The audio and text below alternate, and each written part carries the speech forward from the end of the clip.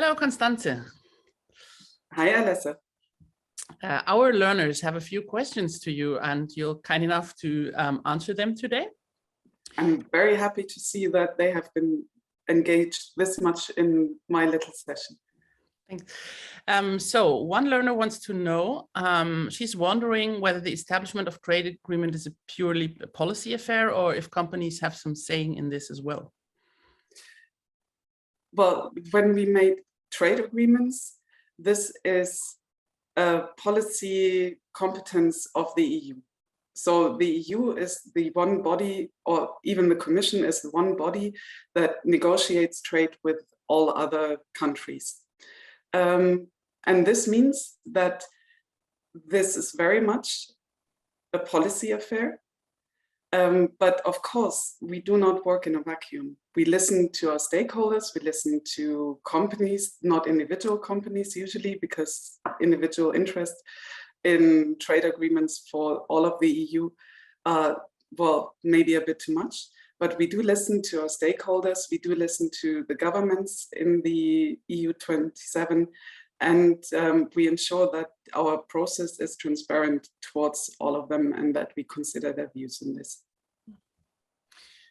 Another question on companies is whether they could circumvent trade agreements, or if they do that by vertical integration, or does this still fall under trade?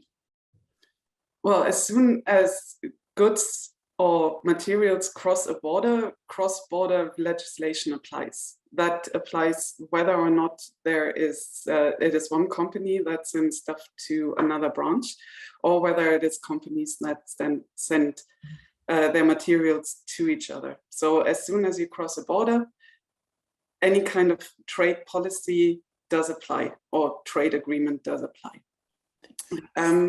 So their vertically integrated companies do not have an advantage if they work across borders. However, if you have a vertically integrated company within a country, of course, you don't incur any cross-border trade. But that is true whether or not we have an FTA with them or not. One learner wants to know if there are some weighing factors that go into trade agreements and how it is ensured that trade agreements are balanced. Well, it differs, of course, with whom we negotiate. So our economic and political priorities always differ between the specific negotiations on parts of the FTA agreements and the final outcomes of the negotiations, but all our FTAs are comprehensive. They go far beyond just tariff reductions, and they include strict rules, they include standards, they include regulatory measures, and they can also include, for example, conditions for aid or things like this, or technology transfer agreements.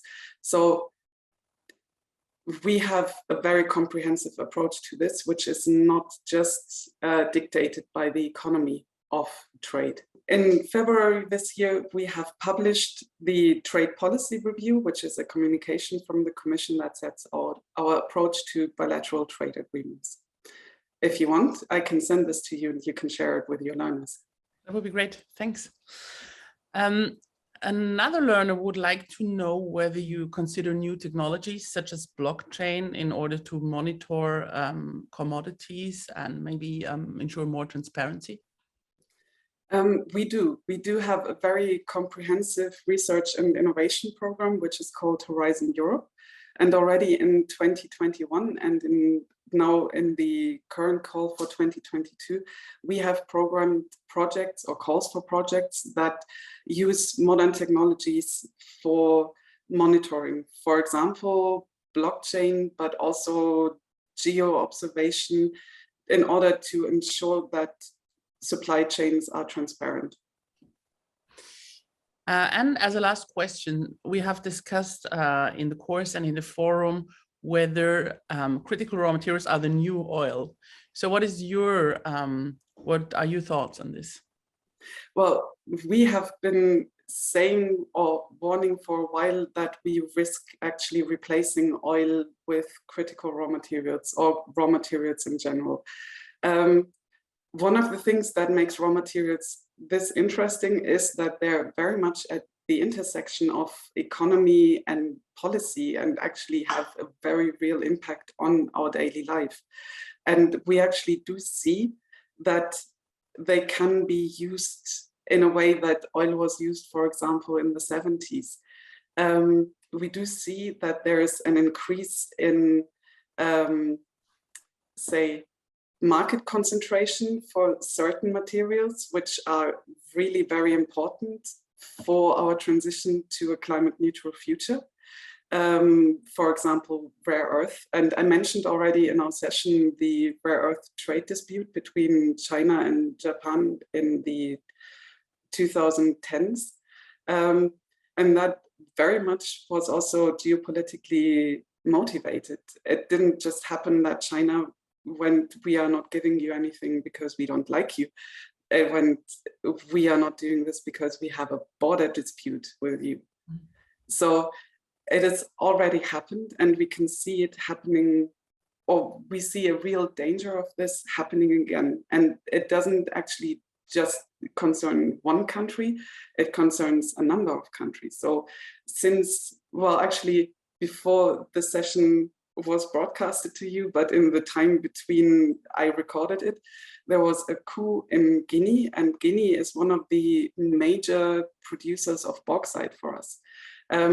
It could have happened that the new government of Guinea forces the hand of, say, the EU to accept them or don't intervene, or whatever else they want, on account of us being dependent on them for our aluminium, which we use for our cars, which we use for our construction, which we use everywhere in our lives. So there is a very real danger that this happens, and there's a very real potential for this to happen. Thanks a lot, Constanze. Thank you very much.